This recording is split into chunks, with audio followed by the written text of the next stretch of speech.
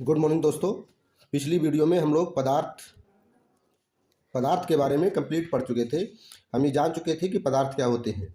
आज की वीडियो में हम बात करेंगे पदार्थ की अवस्थाओं की। पदार्थ की अवस्थाएं आज हम देखेंगे पदार्थ की अवस्थाएं क्या होती हैं।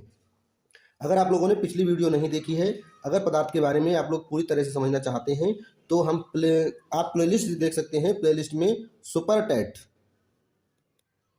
सुपर टैट सीरीज के नाम से एक प्लेलिस्ट मिलेगी। आप वहां जाकर पदार्थ से संबंधित सारी वीडियो एक साथ देख सकते हैं। क्रम से वो वीडियो पड़ी हुई हैं, आप उनको वहां क्रम से देख सकते हैं। वैसे हम वीडियो के डिस्क्रिप्शन में भी उसका लिंक दे देंगे। वीडियो के डिस्क्रिप्शन में जाकर भी आप लोग वहां से देख सकते हैं। आज हम बात करेंगे पदार्थ की अवस्थाओं के बारे में। पदार्थ की जो अवस्थाएं होती हैं, आप जानते हैं कि पदार्थ अणुओं से मिलकर बने होते हैं, या अणुओं को हम ये भी कह सकते हैं कि पदार्थ कणों से मिलकर बने होते हैं। तो पदार्थ की जो अवस्थाएं होती हैं उनमें जो उनके अणु होते हैं, अणुओं की स्थिति अणुओं के गुणों से डिसाइड होती हैं। उनमें अणुओं की स्थिति कैसी है, किस प्रकार अणु व्यवस्थित हैं, इस पर उसकी अवस्थाएं निर्भर करती हैं। तो आज हम इन्हीं के बारे में चर्चा करेंगे। वैसे हम पिछली वीडियो में आपको बता चुके हैं पदार्थ की 5 अवस्थाएं होती हैं: ठोस, द्रव, गैस और प्लाज्मा। और 5वीं अवस्था जो होती है बीईसी, बोस्ट-आइंस्टाइन कंडेंसेट होती है। लेकिन जनरली आपको क्या होता है, पदार्थ की 3 ही अवस्थाएं देखने को मिलती हैं। कौन सी? ठोस, द्रव और गैस। यही 3 अवस्थाएं आपको देखने को मिलती हैं। तो आज सबसे पहले हम इन्हीं तीनों में से किसी एक के बारे में चर्चा करेंगे। बाकी निश्चिंत रहिए, प्लाज्मा और बोस-आइंस्टाइन कंडेंसेट, बीईसी, ये सब क्या अवस्थाएं होती हैं, इन सभी के बारे में हम बारी बारी वीडियो में चर्चा करेंगे। तो आइए जानते हैं कि ठोस, द्रव, गैस ये क्या होते हैं। इससे पहले हम आपको कुछ चीज़ें दिखाना चाहते हैं। इनको आप जरा देखिए। ये एक हमारे पास लकड़ी का टुकड़ा है, ये एक हमारे पास बॉल है, ये एक माचिस का बॉक्स है। ये देखिए कटोरी में थोड़ा सा हमारे पास पानी भी रखा हुआ है। इसी तरह से आप एक फूले हुए गुब्बारे को देख सकते हैं। ये क्या है? अलग अलग पदार्थ की अवस्थाएं हैं। ये आपने देखा लकड़ी का टुकड़ा, बॉल, माचिस, ये सभी क्या है? ठोस अवस्थाएं हैं। जबकि ये क्या है? पानी, द्रव अवस्था है। इसी तरह से जो आपने फूला हुआ गुब्बारा एज्यूम किया था, फूले हुए गुब्बारे की कल्पना की थी, फूला हुआ गुब्बारा क्या है? गैसीय अवस्था में, उसमें जो होती है वो गैस भरी होती है। तो आप देख लिए कि 3 अवस्थाएं हमने आपको साक्षात दिखा दी, तीनों अवस्थाओं के दर्शन करा दिए: ठोस, द्रव, गैस। तो आज हम केवल बात करेंगे ठोस के बारे में। आखिर ये ठोस क्या होते हैं। तो अब बारी बारी से हम ठोसों के बारे में जानते हैं, देखते हैं कि ठोसों में गुण किस प्रकार होते हैं और ठोसों के गुण किस तरह के होते हैं, इनमें उनके अणु जो होते हैं वो किस तरह से होते हैं। चलिए आइए देखते हैं। सबसे पहले हम क्या करते हैं, ये देखिए एक माचिस है। इस माचिस को लेते हैं और इस माचिस के चारों ओर क्या करते हैं, इसकी आकृति खींचने का प्रयास करते हैं। आप देख सकते हैं कि हम इस माचिस के चारों ओर इस माचिस की आकृति खींच सकते हैं। ठीक है। इसी तरह से हम क्या करते हैं, ये बॉल के चारों तरफ चाहो तो बॉल के चारों तरफ भी आप इसकी आकृति को खींचने का प्रयास करोगे ठीक से, तो आप इसकी बॉल की आकृति भी खींच सकते हो। इसी तरह से हमारे पास ये टुकड़ा है। ये टुकड़ा देख लीजिए आप, ये लकड़ी का टुकड़ा है। इस लकड़ी के टुकड़े की अगर हम आकृति खींचने का प्रयास करेंगे तो इस लकड़ी के टुकड़े की आकृति भी आप खींच सकते हैं। ये देखिए, ये लकड़ी के टुकड़े की हमने आकृति खींच दी। तो इस चीज़ से क्या निष्कर्ष निकलता है, इस बात से क्या निष्कर्ष निकलता है, ये देखिए जो निष्कर्ष निकलता है वो हम अलग लिखते चलते हैं। इससे निष्कर्ष निकलता है कि ठोस के बारे में अभी हम पढ़ रहे हैं। तो ठोसों की आकृति कैसी होती है, आकृति इनकी कैसी होती है, निश्चित होती है। यही सारी बातें आपको याद रखनी है। ठीक है। अभी आपने देखा कि ठोसों की आकृति निश्चित होती है, इनका आयतन क्या होता है, आयतन भी निश्चित होता है।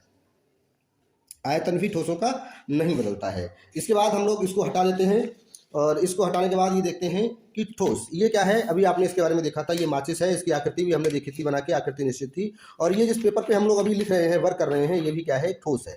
इन दोनों को अगर हम आपस में मिलाने का प्रयास करते हैं, तो क्या ये दोनों चीज़ें आपस में मिल गई? क्या ये दोनों ठोस आपस में मिले? दोनों ठोस आपस में नहीं मिले। इसका मतलब क्या है कि ठोसों में आपस में विसरण भी नहीं होता है। विसरण का मतलब क्या होता है कि अगर उनके अणु, दो पदार्थों के अणु आपस में स्वतः ही मिल जाते हैं तो उसको क्या कहते हैं, हम विसरण कहते हैं। तो अभी हमने माचिस और इस पेज को मिलाकर देखा था, ये दोनों आपस में नहीं मिले, तो हम क्या कहेंगे कि ठोसों में क्या होता है, विसरण नहीं होता है। विसरण क्या होता है, विसरण आपस में नहीं होता है, आपस में नहीं होता है।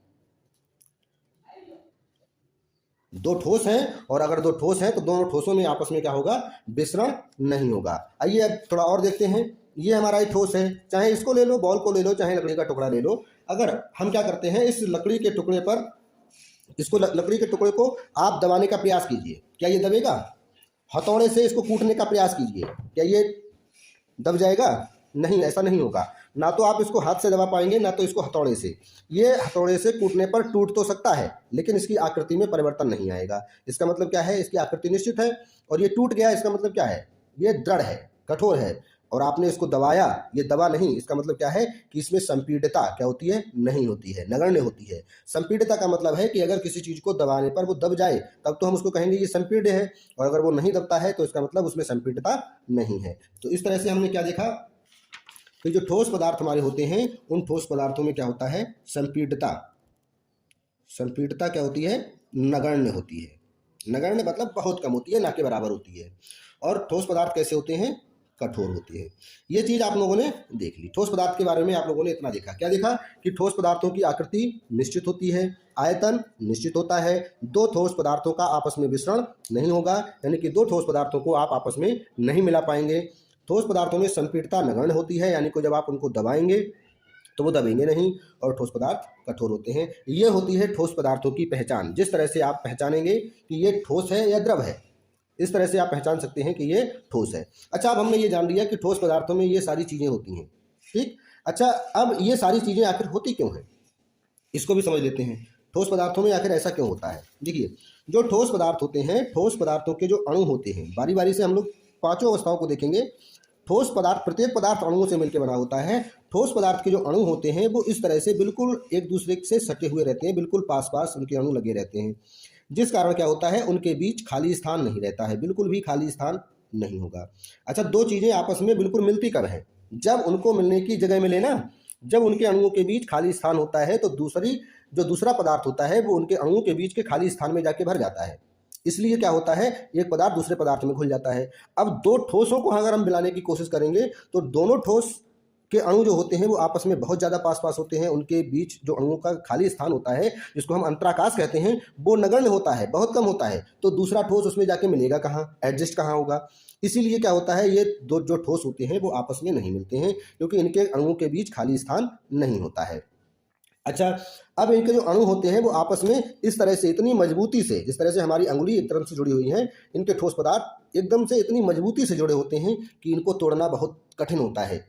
इसीलिए क्या होता है, ये कठोर होते हैं। आकृति भी निश्चित होती है, क्योंकि ये आपस में बिल्कुल हिल ही नहीं पाते हैं।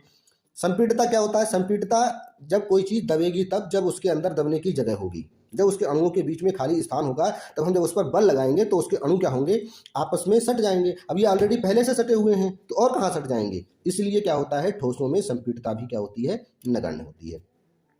तो आज हम लोगों ने क्या देखा था, ठोसों की आकृति निश्चित, आयतन निश्चित, विसरण यानी कि ठोसों का आपस में विसरण नहीं होगा, संपीड़ितता नगण्य होगी, ठोस कठोर होंगे। और ये ऐसा क्यों होता है, ये देख लिया हमने, क्योंकि इनके अणु जो होते हैं बहुत पास होते हैं, इनके अणुओं में आकर्षण बल बहुत अधिक होता है, इस कारण ये ठोस जो होते हैं ये गुण प्रदर्शित करते हैं। ठीक है, तो इसी तरह की वीडियो देखने के लिए हमारे साथ बने रहिए। और हम सुपर टेट की तैयारी कर रहे हैं, क्योंकि सुपर टेट का अभी पेपर का कोई शेड्यूल नहीं आया है, पता नहीं है पेपर कब होगा, इसलिए हम बिल्कुल धीरे धीरे आगे बढ़ेंगे। निश्चिंत रहिए, साइंस का जितना सिलेबस है पूरा सिलेबस आपको यहाँ कराया जाएगा।